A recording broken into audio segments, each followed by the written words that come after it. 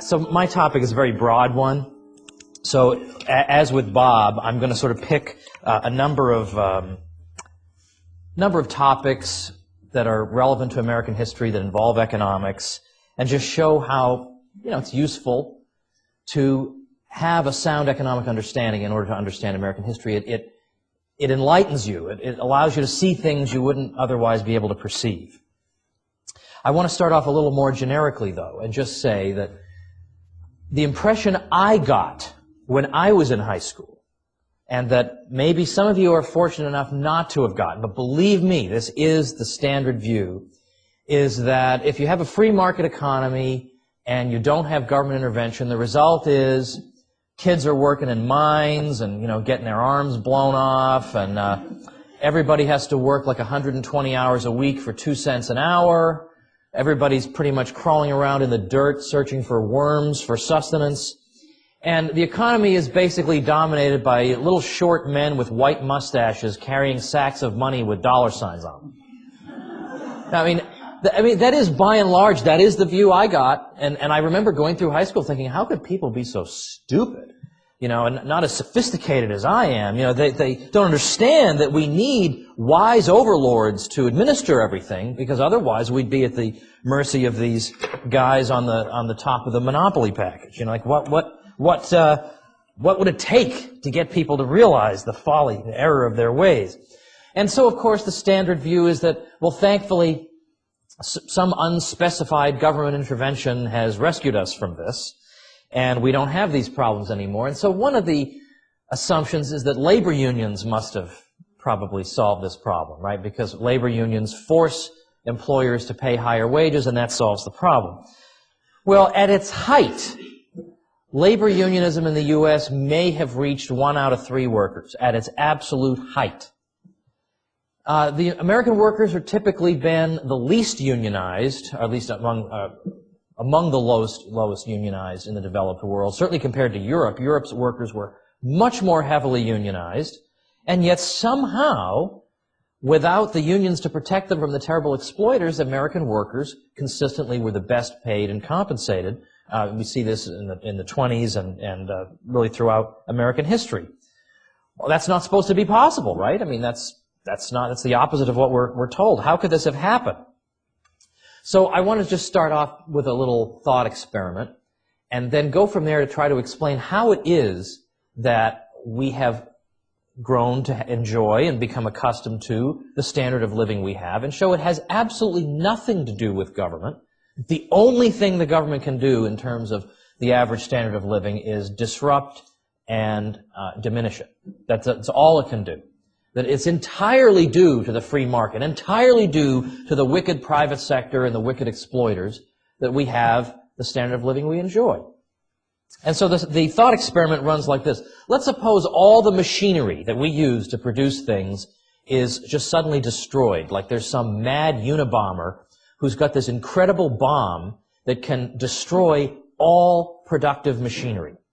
And it goes off. So we've got nothing. We got to make everything by hand.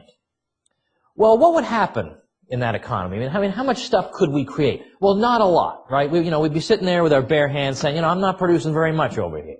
Okay? So what would that look like? Well, we would have scarcity of everything. Everything would exist in far, far lower quantities than we're accustomed to. There'd be plenty of goods we couldn't produce at all. I mean, try producing a trolley car from beginning to end by hand. You get all the raw materials and resources, do all that by hand. Can't be done, right? So let's imagine, though, we lose all the machines, but we all decide, you know what, I think I'm just going to keep working 40 hours a week. I'm just going to keep working 40 hours a week. Now, let's compare how much stuff we could produce working 40 hours a week with our bare hands, with no machines, no capital goods to help us, and compare that to what we could produce with these machines in 40 hours a week. Well, obviously, in 40 hours a week, with these machines, we can produce basically, the abundance we see around us today. But if we've got 40 hours with these crummy hands of ours per week, how much stuff are we producing? I mean, a tiny, tiny sliver, the tiniest sliver of what we used to of what we used to produce. So when you get your paycheck in that situation, the non-machine economy situation, you get your paycheck, when you go out to spend it, what are you going to find? Everything's very expensive because everything's very scarce and so is commanding a very high price. You have to work very hard and very long to earn the purchasing power necessary to buy the things you want. Now, would that situation be the fault of the terrible exploiter who's employing you? Would that be his fault? That you can't get very much stuff with your paycheck? Do we need labor unions to get your pay to go up 10 times? What would that help if there ain't no stuff to buy anyway? What if we paid you 100 trillion Zimbabwean dollars? Would that help the situation? If there ain't no stuff to buy, it doesn't matter. You can, your wages can keep going up and up and up. The problem is the stuff isn't there. So this is not the fault of the exploiter, so-called, who's employing you. It's the fault of reality. It's the fault of the fact that the economy is so freaking primitive, it can't produce the physical stuff necessary to give you the standard of living you're accustomed to. Well, that is exactly the economy that people living in the early Industrial Revolution were living in. A very primitive economy with very primitive machines and still a lot of goods being produced by hand. And people are sort of the opinion that the reason workers weren't being paid very much in those days was that evil capitalists were keeping all the wealth to themselves. But the problem was that there wasn't much wealth in the first place. That's the problem. What that economy needed wasn't more government wealth redistribution. It needed more machines so that we can produce more stuff, so that the stuff will exist in greater abundance so that it's not so expensive, and therefore my paycheck can stretch farther and farther to be able to purchase more and more stuff. That's what that economy needed.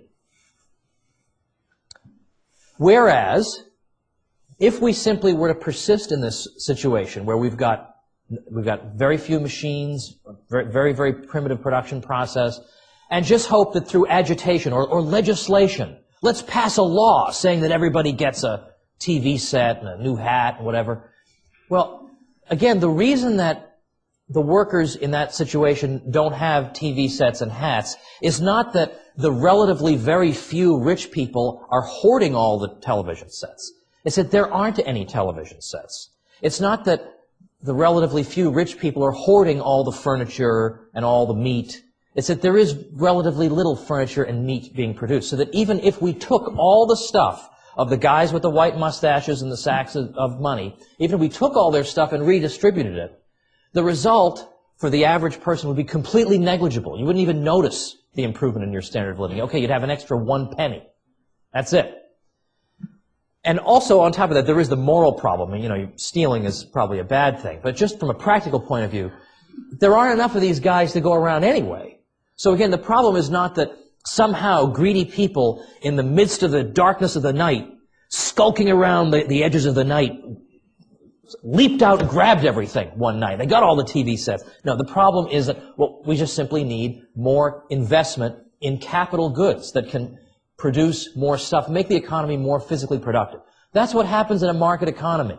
When you're not looting and stealing and condemning people as exploiters, what they are instead doing, what they're allowed to do, is take their profits and pour them into investment in machinery that makes the productive process more productive, can produce more stuff, and the greater abundance leads to lower prices and higher real wages for everybody. There is absolutely nothing whatsoever the government can do to assist in that process. All it can do is hamper that process by taxing these people, by taking their wealth away, and thereby depriving us of the funds that society needs for the capital goods to allow us to be able to produce more stuff. There's nothing government can do to make this process any better. All it can do is make it worse.